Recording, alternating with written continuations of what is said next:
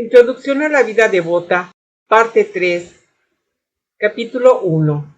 De la elección que conviene hacer en cuanto al ejercicio de las virtudes.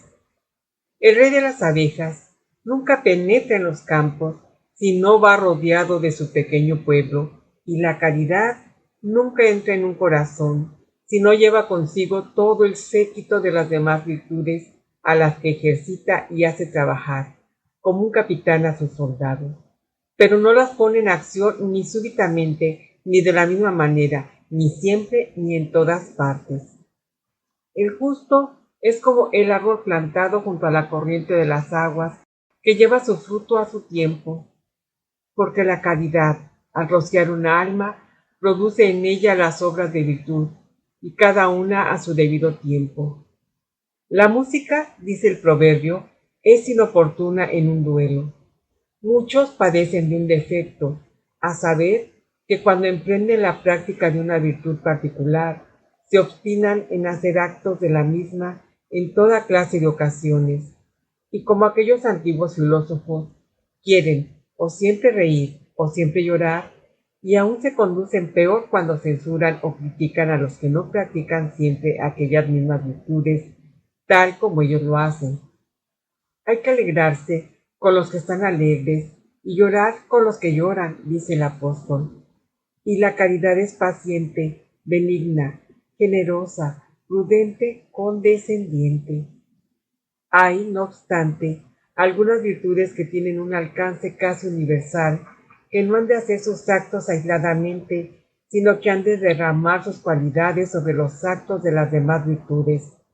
No son muy frecuentes las ocasiones de practicar la fortaleza, la magnanimidad, la magnificencia, pero la dulzura, la templanza, la honestidad y la humildad son unas virtudes que han de informar todas las acciones de nuestra vida.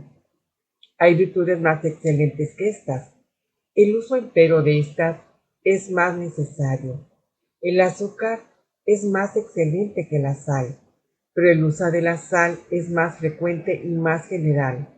Por esta causa, es conveniente tener siempre dispuesta una buena provisión de esas virtudes generales, pues es menester servirse de ellas casi continuamente. Entre los ejercicios de las virtudes, hemos de escoger el que cuadre mejor con nuestro cargo y no el que más conforme a nuestro gusto. Santa Paula sentía mucho placer en las asperezas de las mortificaciones corporales para gozar más fácilmente de las dulzuras espirituales, pero mayor era el deber de obediencia a sus superiores, por lo cual reconoce San Jerónimo que era merecedora reprensión, porque contra el parecer de su obispo hacía abstinencias inmoderadas. Por el contrario, los apóstoles, encargados de practicar el Evangelio por todo el mundo y de distribuir el pan del cielo a las almas, creyeron muy acertadamente que habrían obrado mal si se hubiesen distraído de este santo ejercicio para practicar la virtud de socorrer a los pobres, aunque esta virtud sea muy excelente. Cada vocación tiene necesidad de practicar alguna especial virtud. Unas son las virtudes del prelado, otras las del príncipe, otras las del soldado, otras las de la mujer casada, otras las de una viuda. Y aunque todos han de tener todas las virtudes, no todos empero las han de practicar igualmente, sino que cada uno ha de ejercitarse particularmente en aquellas que exige el género de vida a la que ha sido llamado. Entre las virtudes que no afectan a nuestros deberes particulares, hemos de preferir las más excelentes a las más vistosas. Los cometas nos parecen por lo regular mayores que las estrellas, y aparentemente lo son. No obstante, ni en grandeza ni en calidad pueden compararse con ellas. Nos parecen mayores únicamente porque están más cerca de nosotros y en un medio más denso comparado con el de las estrellas.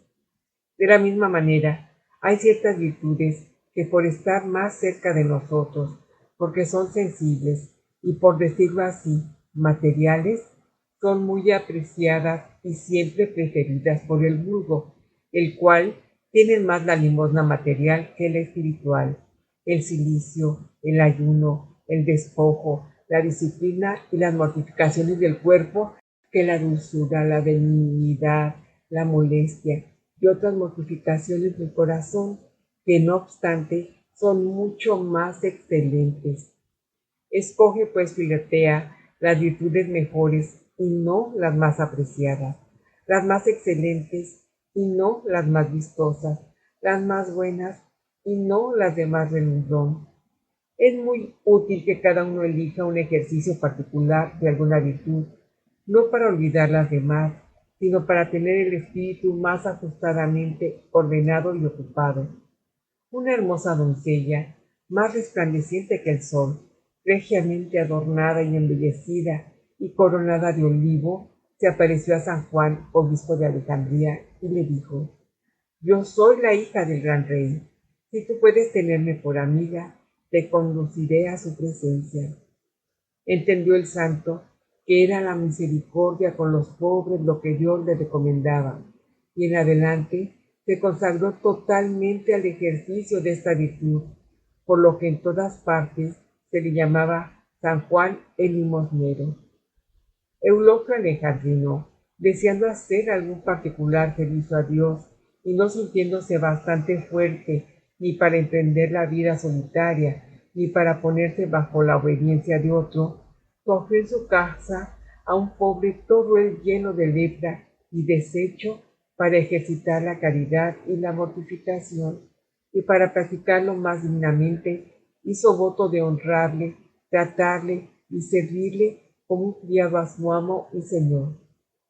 Tentados el leproso y el Eulogio de separarse el uno del otro, consultaron al gran San Antonio, el cual les dijo: «Guardaos, hijos míos, de separaros, porque teniendo ambos muy cerca a vuestro fin, si el ángel no se encuentra juntos, correréis gran peligro de perder vuestras coronas». El rey San Luis visitaba, como por voto, los hospitales y servía a los enfermos con sus propias manos. San Francisco amaba sobre todo la pobreza, a la que llamaba su dama. Santo Domingo se entregó a la predicación, de la cual tomó el nombre su orden. A San Gregorio el Grande le gustaba tratar con delicadeza a los peregrinos, a ejemplo del gran Abraham, y como éste hospedó al Rey de la Gloria bajo la forma de un peregrino. Tobías practicaba la caridad enterrando a los difuntos. Santa Isabel, a pesar de ser tan gran princesa, amaba mucho la propia ayección.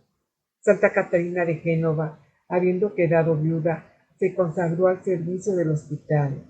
Cuenta Casiano que una devota doncella que deseaba ser ejercitada en la virtud de la paciencia, acudió a Satanasio, el cual, para complacerla, le envió una pobre viuda malhumorada, irascible, quejumbrosa e insoportable, la cual, regañando siempre a esta devota joven, le dio ocasión de practicar dignamente la dulzura y la condescendencia. Así, entre los siervos de Dios, unos se consagran al servicio de los enfermos, otros a socorrer a los pobres, otros a enseñar la doctrina cristiana a los niños, otros a guiar a las almas perdidas y extraviadas, otros a cuidar de las iglesias y adornar los altares, y otros a fomentar la concordia y la paz entre los hombres. Imitan en esto a los bordadores, los cuales, sobre diversos fondos, combinan con hermosa variedad las sedas, el oro y la plata para hacer toda clase de flores. Así, estas almas piadosas que emprenden algún ejercicio particular de devoción se sirven de él como de un fondo para su bordado espiritual, sobre el cual practican la variedad de todas las demás virtudes y tienen de esta manera sus acciones y afectos muy unidos y ordenados, porque los relacionan con su ejercicio principal y así hacen que sea más hermosa su alma, con su vistoso tejido de oro ataviada y con todas las filigranas bien bordadas. Cuando somos combatidos por algún vicio, es preciso, en la medida de lo posible, emprender la práctica de la virtud contraria, haciendo que todas las demás cooperen, pues así venceremos a nuestro enemigo y no dejaremos de avanzar en todas las virtudes.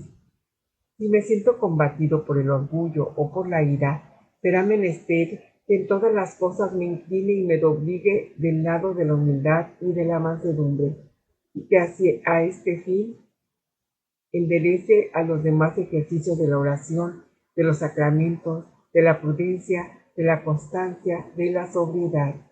Porque así como los jabalíes, para afilar sus defensas, las frotan y afirman con los demás dientes, los cuales a su vez quedan con ellos muy finos y cortantes, así el hombre virtuoso, después de haber cometido la empresa de perfeccionarse en la virtud que le es más necesaria para su defensa, la ha de pulir y limar con el ejercicio de las demás virtudes, las cuales a la vez afilan aquella, se hacen ellas mismas más excelentes y perfectas, como le ocurrió a Job, que al practicar de un modo especial la paciencia contra las tentaciones que la cometieron, se hizo santo y virtuoso en toda clase de virtudes. Y aún ha ocurrido que, como dice San Gregorio Nacianceno, con un solo acto de virtud practicado con perfección, una persona ha llegado a la cumbre de la santidad, y pone por ejemplo Rahab, el cual, por haber practicado de una manera perfecta la hospitalidad, llegó a una gloria suprema. Pero esto se entiende que cuando el acto se hace de una manera excelente, con gran fervor y caridad. Capítulo 2. Continuación del mismo razonamiento sobre la elección de las virtudes. Dice muy bien San Agustín que los que comienzan a ejercitarse en la devoción cometen ciertas faltas que, si atendemos al rigor de las leyes de la perfección, han de ser castigadas, pero que no obstante son loables por el buen presagio que revelan de una futura excelencia en la piedad, para la cual incluso sirven de disposición. Aquel servil y vulgar temor que engendran los excesivos escrúpulos en las almas recién salidas del camino del pecado es una virtud recomendable en los que comienzan y augurio seguro de una futura pureza de conciencia. Pero este mismo temor sería vituperable en los que están muy adelantados, en cuyo corazón ha de reinar el amor, que poco a poco aleja esta clase de temor servil. San Bernardo era al principio muy riguroso y muy áspero con los que se acogían a su dirección, a los cuales decía sin preámbulos que habían de dejar el cuerpo e ir a él solamente con el espíritu. Cuando oía sus confesiones, reprendía con una severidad extraordinaria toda suerte de faltas, por pequeñas que fuesen, y de tal manera movía a los pobres principiantes hacia la perfección, que a fuerza de empujarlos, más bien los alejaba de ella, porque perdían el ánimo y el aliento al sentirse con tanta violencia arrastrados por una subida tan alta y tan empinada. Como ve Silotea, era el celo ardentísimo de una perfecta pureza lo que inducía a aquel gran santo a seguir este método, y aquel celo era una gran virtud, pero virtud que no dejaba de ser reprensible. Por esto, el mismo Dios, por medio de una sagrada aparición, le corrigió y derramó sobre su alma un espíritu dulce, suave, amable y delicado, merced al cual fue todo otro. Se acusó de haber sido tan exigente y severo, y llegó a ser tan afable y condescendiente con cada uno, que se hizo todo a todos para ganarlo a todos. San Jerónimo, después de haber referido que Santa Paula, su amada hija espiritual, era no sólo excesiva, sino pertinaz en sus mortificaciones, de suerte que no quería someterse a la orden en contra que su obispo San Epifanio le había dado en este punto, y que además de esto, de tal manera se dejaba dominar por la tristeza cuando moría alguno de los suyos, que siempre estaba en peligro de muerte. Añade: dirán que en lugar de escribir las alabanzas de esta santa, escribo las censuras y vituperios. Pongo por testigo a Jesús, a quien ella ha servido y al cual yo quiero servir, que no miento ni por exceso ni por defecto, sino que escribo ingenuamente lo que ella es, como un cristiano debe escribir de una cristiana. Es decir, que escribo la historia y no un panegírico, y que sus vicios son las virtudes de los demás. Quiero decir que las imperfecciones y los defectos de Santa Paula serían virtudes en un alma menos perfecta, como en efecto hay actos que son considerados como imperfecciones en los que son perfectos, los cuales actos serían tenidos como grandes perfecciones en los que son imperfectos. Es muy buena señal en un enfermo la hinchazón de las piernas durante su convalecencia, porque ella revela que la naturaleza, al ser reforzada, elimina los malos humores que en ella están de más. Pero esta misma señal sería mala en quien no estuviese enfermo, porque denotaría que la naturaleza no tiene la fuerza suficiente para hacer desaparecer y resolver los humores.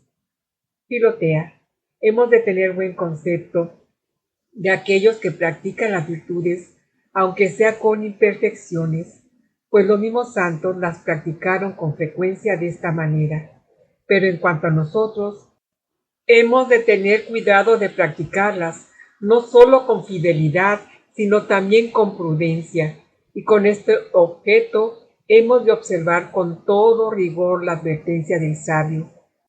No estribes en tu propia prudencia, sino en la de aquellos que Dios nos ha dado por directores. Hay muchas cosas que se toman por virtudes y no lo son en manera alguna. Acerca de ellas quiero decirte 4 palabras.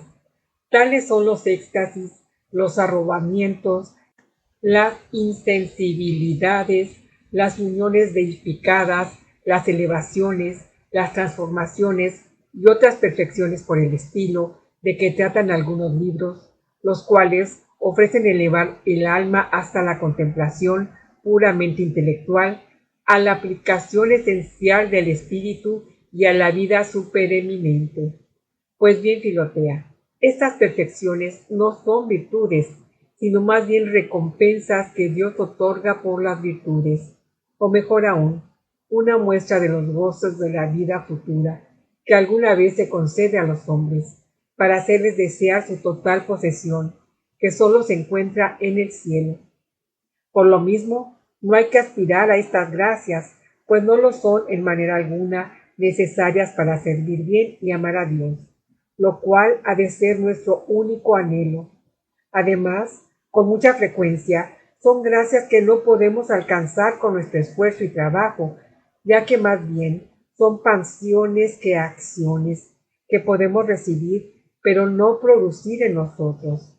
Añado que no nos hemos de proponer otra cosa que llegar a ser personas de bien, devotas, hombres piadosos, mujeres piadosos. En esto pues hemos de trabajar. Y si Dios quiere elevarnos a estas perfecciones angélicas, también seremos buenos ángeles. Pero entre tanto, ejercitémonos sencilla, humilde y devotamente en las pequeñas virtudes cuya adquisición ha propuesto nuestro Señor a nuestro esfuerzo y trabajo, como la paciencia, la bondad, la mortificación del corazón, la humildad, la obediencia, la pobreza, la castidad, la amabilidad con el prójimo, el sufrir sus imperfecciones, la diligencia, el santo fervor. Dejemos pues de buen grado las sublimidades a las almas muy encumbradas. Nosotros no merecemos un lugar tan alto en el servicio de Dios. Dichosos seremos si le servimos en la cocina, en la despensa de lacayos, de mozos de cuerda, de camareros. Es cosa de su incumbencia si le parece bien llamarnos a su cámara y a su consejo privado. Sí, Filotea, porque este Rey de la Gloria no recompensa a sus servidores según la dignidad del cargo que ocupan, sino según el amor y la humildad con que los desempeñan. Saúl, mientras iba en busca de los asnos de su padre, encontró el reino de Israel. Rebeca, mientras daba de beber a los camellos de Abraham, llegó a ser esposa de su hijo. Ruth, cogiendo espigas detrás de los segadores de Booz y recostándose a sus pies, fue llamada a su lado y fue hecha esposa suya. Ciertamente, las pretensiones muy elevadas de cosas extraordinarias están en gran manera expuestas a ilusiones, engaños y falsedades.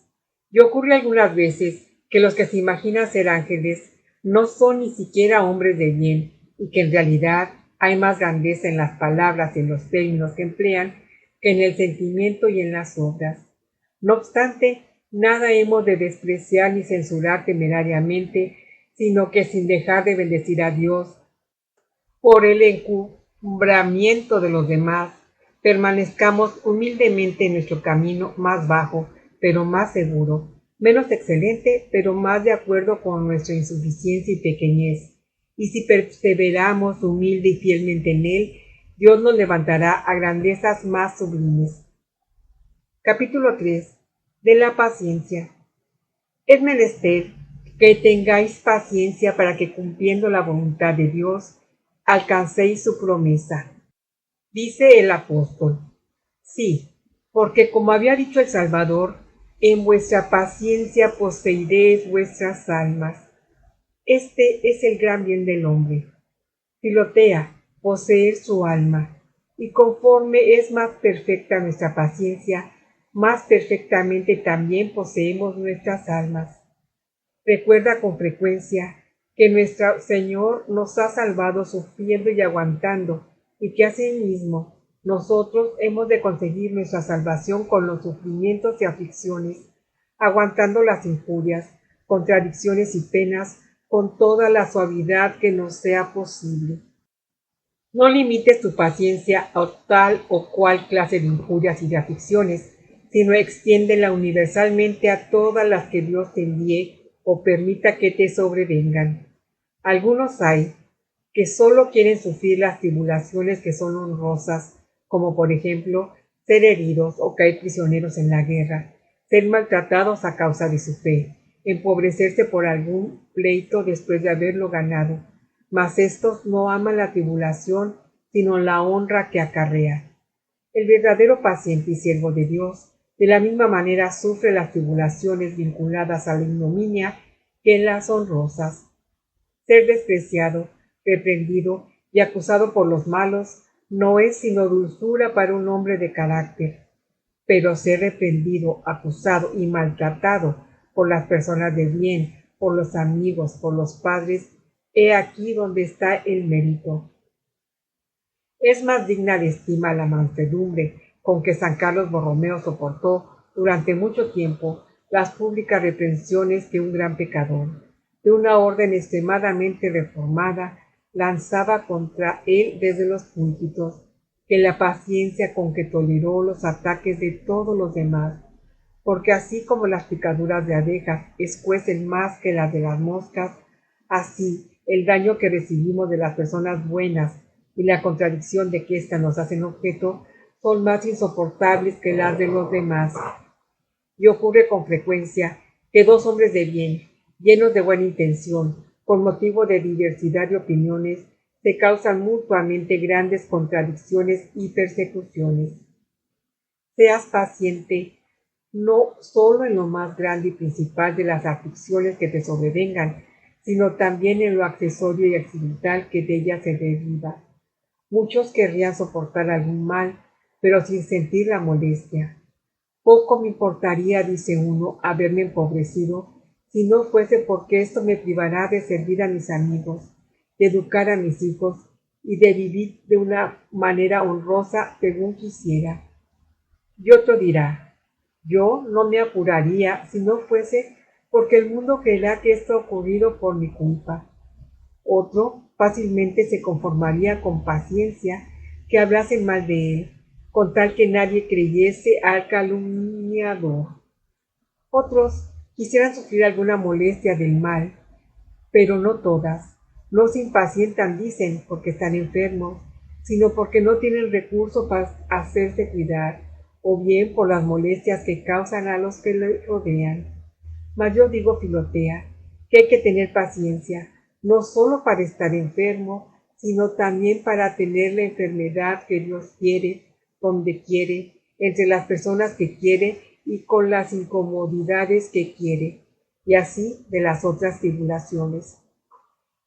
Cuando te sobrevenga algún mal, procura combatirlo según la voluntad de Dios, porque obrar de otra manera sería tentar a su divina majestad, pero después, Espera con entera resignación el resultado que Dios permita. Si Él quiere que los remedios venzan al mal, le darás las gracias con humildad. Pero si le place que el mal sea más fuerte que los remedios, bendícelo también con paciencia. Soy del parecer de San Gregorio. Si eres acusada justamente por alguna culpa que hayas cometido, humíllate mucho, reconócete merecedora de la acusación que contra ti se ha hecho. Si la acusación es falsa, excúsate con dulzura, negando que seas culpable, porque te obliga a ello la reverencia a la verdad y la edificación del prójimo. Pero si después de tu verdadera y legítima excusa persiste la acusación, no te perturbes en manera alguna, ni te esfuerces en hacer aceptar tus razones, porque una vez hayas cumplido tu deber con la verdad, has de cumplirlo con la humildad. Quéjate tan poco como puedas de las injurias que te hagan, porque es cosa cierta que ordinariamente el que suele quejarse peca, porque el amor propio siempre exagera las injurias, pero sobre todo no te lamentes en presencia de personas inclinadas a indignarse y a pensar mal. Y si fuese conveniente desahogarte con alguien, ya para poner remedio a la ofensa, ya para calmar tu espíritu, hazlo con almas tranquilas y que amen mucho a Dios, porque de otra manera, en lugar de dar descanso a tu corazón, provocarán mayores inquietudes. En lugar de arrancar la espina que te hiere, la acabarán más fuertemente en tu pie. Muchos, cuando están enfermos o cuando han sido afligidos o agraviados por alguien, se guardan mucho de quejarse y de mostrarse resentidos, porque les parece, y es cierto, que esto denota evidentemente una gran falta de energía y de generosidad. Pero desean en gran manera, y buscan con mil rodeos, que todos les compadezcan, que tengan mucha lástima de ellos y que se les considere no solamente afligidos, sino también pacientes y animosos. Claro está que esto es paciencia, pero es una paciencia falsa, la cual bien considerada no es más que una muy delicada y muy fina ambición y vanidad. Estos tienen gloria, dice el apóstol, pero no delante de Dios. El verdadero paciente no se queja del mal, ni desea que le compadezcan. Habla de él con ingenuidad, verdad y sencillez, sin lamentarse, sin quejarse, sin exagerar, y si le compadece, lo tolera pacientemente, a no ser que le compadezcan de un mal que no tiene, porque entonces declara modestamente que no padece mal, y si lo tiene, permanece con aire tranquilo entre la verdad y la paciencia, reconociéndolo pero sin quejarse. En las contradicciones que sobrevendrán en el ejercicio de la devoción, porque no faltarán, acuérdate de las palabras de nuestro Señor. La mujer, cuando está de parto, padece grandes angustias, pero al ver a su hijo nacido, las olvida porque ha dado un nombre al mundo. Tú has concebido en tu alma al más digno Hijo del mundo, que es Jesucristo. Antes de que se forme del todo, forzosamente sentirás angustias, pero ten valor, porque una vez pasados estos sufrimientos, te quedará el gozo eterno de haber dado a luz a un tal hombre. Él permanecerá eternamente formado en tu corazón y en tus obras por la imitación de su vida. Cuando estés enferma, ofrece todos tus dolores, penas y angustias al servicio de nuestro Señor y suplícale que los una a los tormentos que sufrió por ti. Obedece al médico, toma los medicamentos, los alimentos y los otros remedios por amor de Dios, y acuérdate de la hiel que tomó por amor nuestro. Desea curarte para servirle, pero no rehuses agravarte para obedecerle, y disponte a morir, si así le place, para alabarle y gozarle. Acuérdate de que las abejas, cuando fabrican la miel, viven y se alimentan de cosas muy amargas, y que de la misma manera nosotros nunca podemos hacer actos de mayor dulzura y paciencia, ni arreglar mejor la miel de las más excelentes virtudes que comiendo el pan de amargura y viviendo de angustias. Y así como la miel extraída de la flor del tomillo, hierba pequeña y amarga, es la mejor de todas, así la virtud, que se ejercite en las amarguras de las más viles, bajas y abyectas tribulaciones, es la más excelente de todas.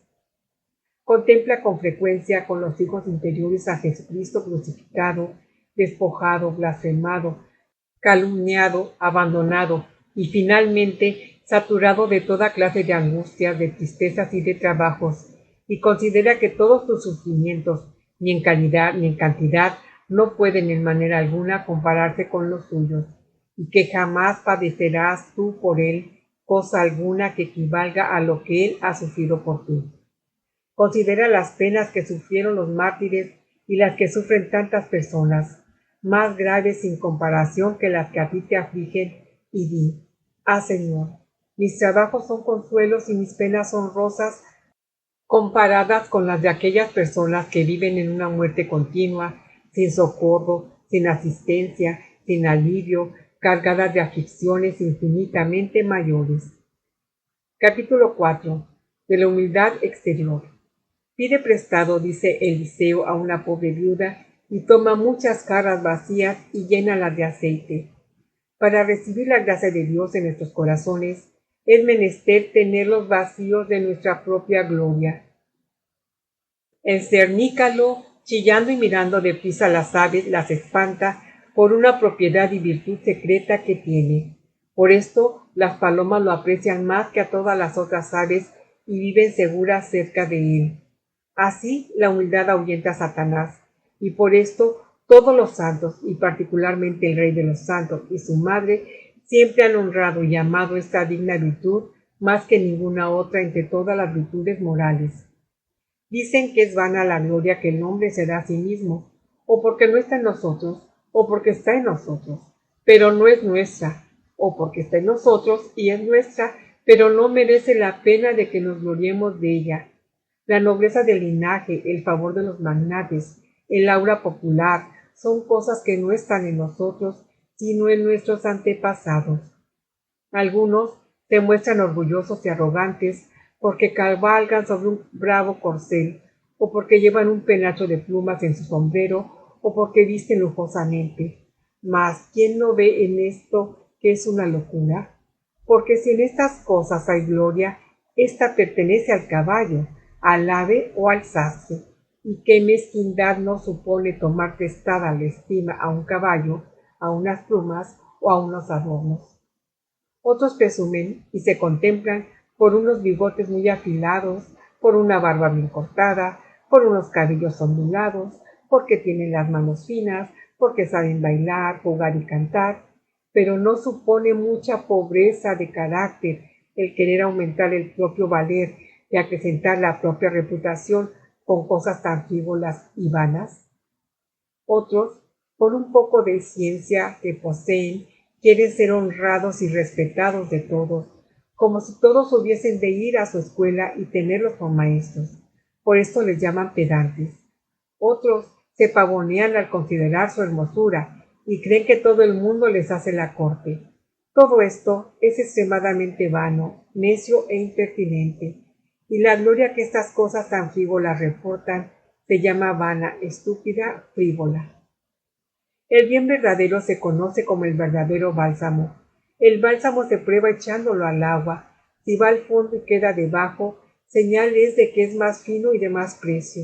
Así, para conocer si un hombre es de verdad prudente, sabio, generoso, noble, se ha de ver si estas virtudes tienden a la humildad, a la modestia y a la sumisión, porque entonces son verdaderos bienes.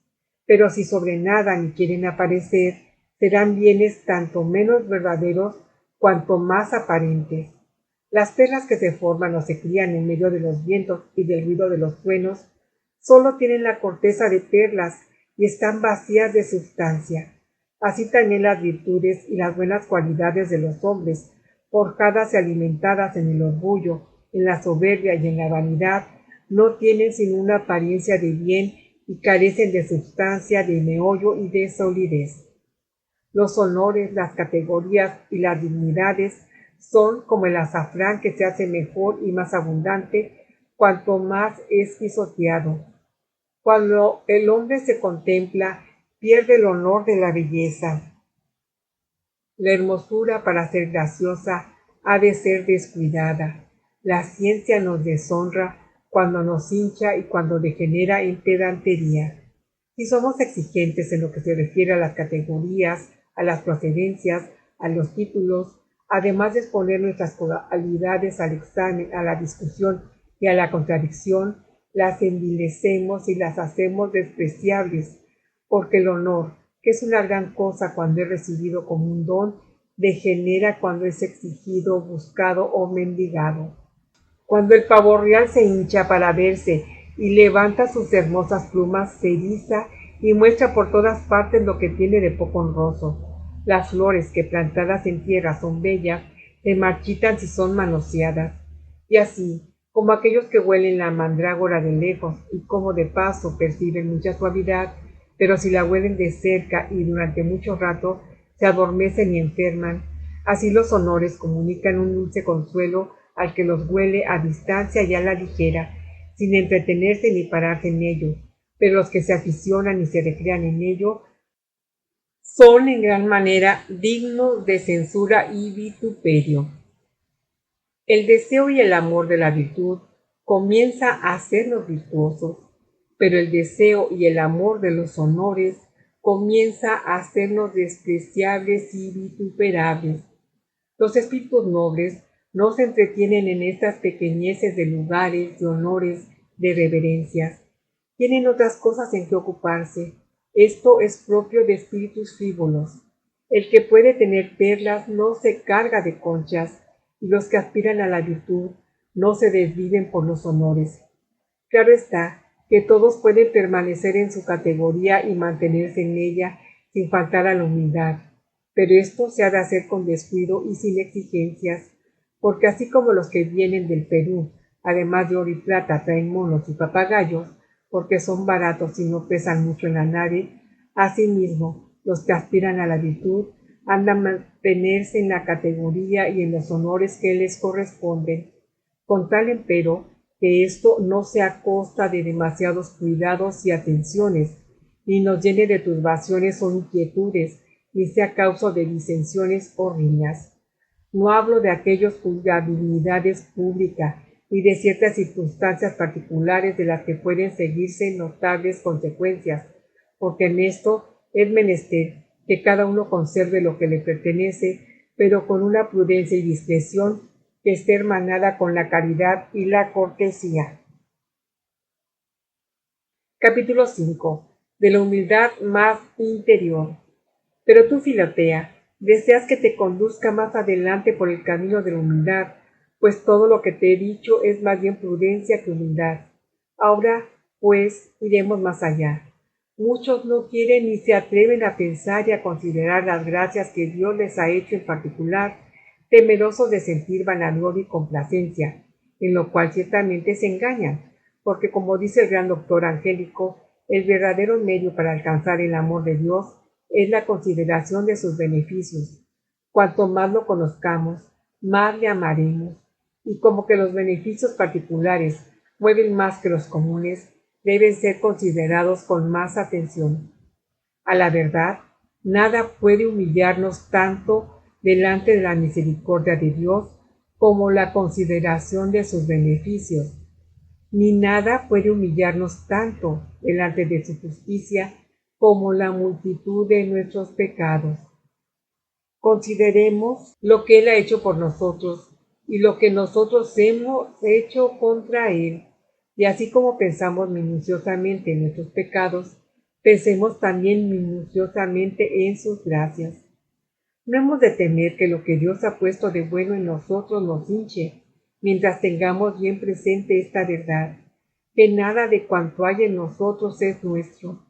Ah, Señor, ¿dejan los mulos de ser animales pesados y malolientes por el hecho de llevar a cuesta los muebles preciosos y perfumados del príncipe? ¿Qué tenemos de bueno que no hayamos recibido? Y si lo hemos recibido, ¿por qué hemos de ensoberbecernos? Al contrario, la consideración viva de las gracias recibidas nos humilla, pues el conocimiento engendra el reconocimiento. Pero si al recordar las gracias que Dios nos ha hecho, nos halaga cierta vanidad, el remedio infalible será acudir a la consideración de nuestras ingratitudes de nuestras imperfecciones, de nuestras miserias. Si meditamos lo que hemos hecho cuando Dios no ha estado con nosotros, harto veremos que lo que hemos practicado cuando ha estado con nosotros no es según nuestra manera de ser ni de nuestra propia cosecha. Mucho nos alegraremos ciertamente de poseerlo, pero no glorificaremos por ello más que a Dios, porque Él es el único autor. Así, la Santísima Virgen confiesa que Dios ha hecho en ella cosas grandes, pero lo reconoce únicamente para humillarse y glorificar a Dios. Mi alma dice, glorifica al Señor porque ha hecho en mí cosas grandes. Decimos muchas veces que no somos nada, que somos la misma miseria y el desecho del mundo, pero mucho nos dolería que alguien hiciese suyas nuestras palabras y anduviese diciendo de nosotros lo que somos. Al contrario, hacemos como quien huye y se esconde para que vayan en pos de nosotros y nos busquen. Dijimos que queremos ser los últimos y que queremos ocupar el postrer lugar en la mesa, pero con el fin de pasar honrosamente al primero. La verdadera humildad no toma el aire de tal y no dice muchas palabras humildes, porque no sólo desea ocultar las otras virtudes, sino también y principalmente desea ocultarse ella misma, y si le fuese lícito mentir, fingir o escandalizar al prójimo, haría actos de arrogancia y de soberbia para esconderse y vivir totalmente desconocida y a cubierto. He aquí, pues, mi consejo, Filotea, o no digamos palabras de humildad, o digámoslas con un verdadero sentimiento interior, de acuerdo con lo que pronunciemos exteriormente. No bajemos nunca nuestros ojos, sino es humillando nuestro corazón. No aparentemos que deseamos ser los últimos, si no lo queremos ser de verdad.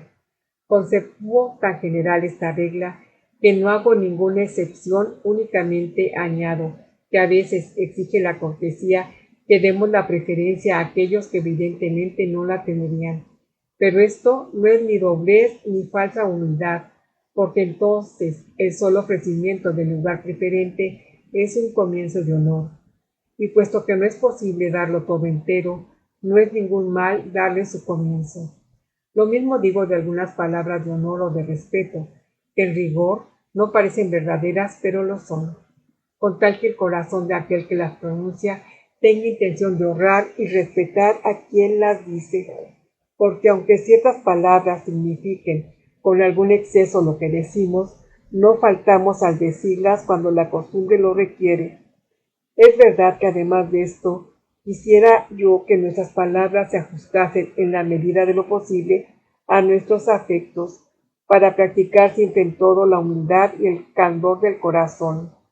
El hombre humilde preferirá que otro diga de él que es miserable, que no es nada, que no vale nada, a decirlo él de sí mismo, o al menos cuando sepa que lo dicen, procurará no desvanecerlo y consentirá en ello de buen grado, porque puesto que él así lo cree firmemente, está contento de que los demás sean del mismo parecer. Muchos dicen que dejan la oración mental para los perfectos, porque no son dignos de ella. Otros dicen que no se atreven a comulgar con frecuencia porque no se sienten lo bastante puros. Otros añaden que a causa de su miseria y fragilidad temen deshonrar la devoción si la practican. Otros se niegan a emplear sus talentos en el servicio de Dios porque, según afirman, conocen su flaqueza y tienen miedo de ensoberbecerse si son instrumentos de algún bien, y temen quedarse obscuras mientras iluminan a los demás. Todas estas cosas no son sino artificios de una especie de humildad no solamente falsa, sino además maligna, con la cual pretenden tácita y sutilmente desacreditar las cosas de Dios, o a lo menos cubrir con la capa de humildad el amor propio que hay en su parecer, en su carácter y en su indolencia. Pide al Señor una señal de lo alto, de los cielos o de lo profundo del mar, dijo el profeta al desdichado Acaz, y él respondió: no la pediré ni tentaré al Señor. Oh, el malvado, finge una gran reverencia a Dios y con el pretexto de humildad se excusa de aspirar a la gracia a la cual invita la divina bondad. Pero ¿quién no ve que cuando Dios quiere hacernos mercedes es orgulloso el rehusarlas? Que los dones de Dios nos obligan a aceptarlos y que la humildad consiste en obedecer y en seguir tan de cerca como es posible sus deseos? Pues bien, el deseo de Dios es que seamos perfectos uniéndonos a Él e imitándolo cuanto podamos. El orgulloso que se fía de sí mismo tiene mucha razón cuando no quiere emprender nada, pero el humilde es tanto más animoso cuanto más impotente se reconoce y cuanto más miserable se considera. Tanto más valiente es porque tiene puesta toda su confianza en Dios, que se complace en hacer resplandecer su omnipotencia en nuestra debilidad y levantar su misericordia sobre el pedestal de nuestra miseria. Conviene, pues, que nos atrevamos humilde y sensatamente a hacer todo lo que aquellos que dirigen a nuestra alma creen conforme con nuestro aprovechamiento. Pensar que sabemos lo que ignoramos es una necedad evidente.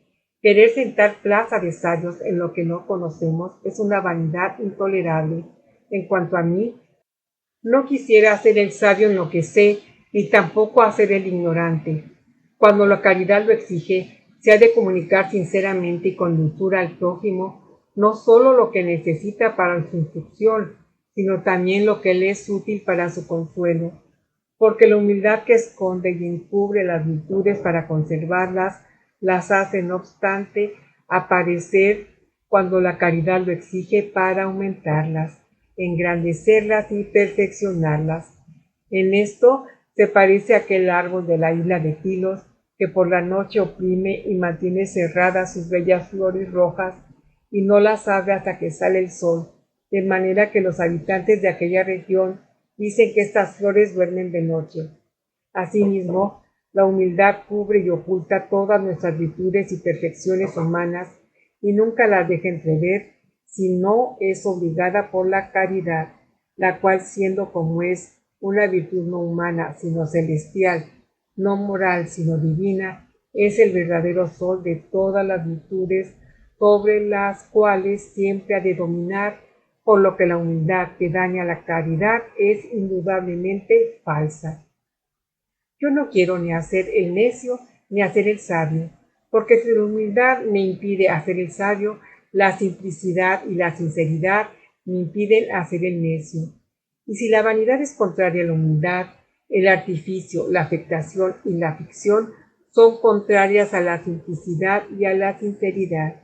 Y si algunos siervos de Dios se han fingido locos para hacerse más abyectos a los ojos del mundo, es menester admirarles, pero no imitarles, pues ellos han tenido motivos para llegar a estos excesos, los cuales son tan particulares y extraordinarios que nadie ha de sacar de ello consecuencias para sí.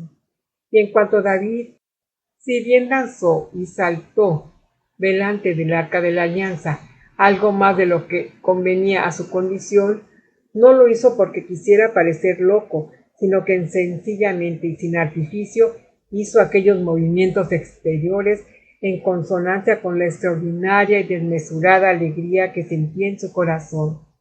Es verdad que cuando Micol, su esposa, se lo echó en cara como si fuese una locura, él no se afligió al verse humillado, sino que perseverando en la ingenua y verdadera demostración de su gozo, dio testimonio de que estaba contento de recibir un poco de oprobio por su Dios. Por lo tanto, te digo que por si los actos de una verdadera e ingenua devoción te tienen por vil, abyecta o loca, la humildad hará que te alegres de este feliz oprobio, la causa del cual no serás tú, sino los que te lo infieran. Aguilar para Puntadas de Familia, evangelizando en las redes sociales. Si te gustó este video, da like, comparte, suscríbete a este canal e invita a otros a hacerlo. Paz y bien.